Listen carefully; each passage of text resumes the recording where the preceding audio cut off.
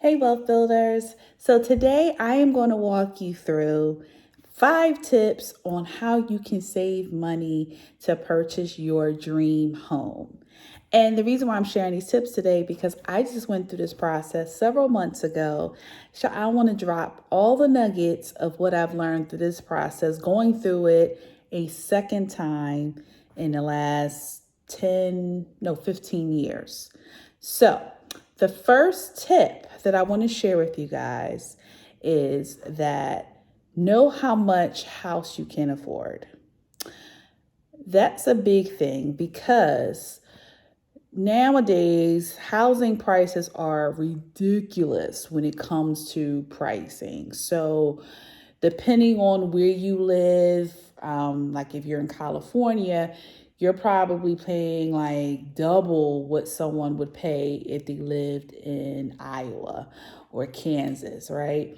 Or even triple, depending on location. So you have to determine how much house can you afford. And how you determine that is a rule of thumb that I use is that you don't want your mortgage payment to be no more than 30% of the money that you're actually bringing in each month as part of your overall budget.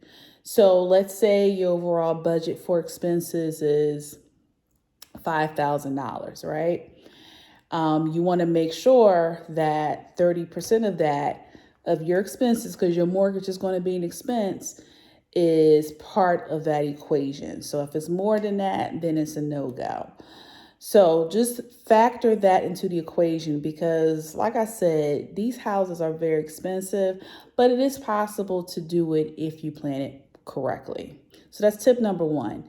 Tip number two is that you have to determine your savings goal. So how much money you need to save in order to get this down payment.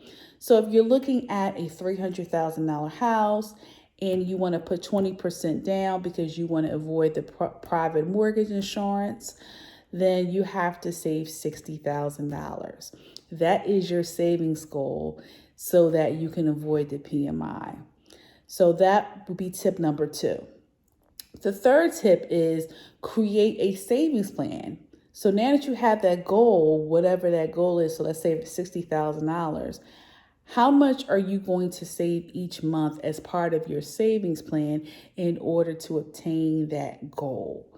And with that savings plan, you have to be, tip number four, very diligent in making sure that you're monitoring your progress within that savings plan and making adjustments because life happens. So some months you may be able to save $1,000, some months you might be able to save $500, depending on what's going on.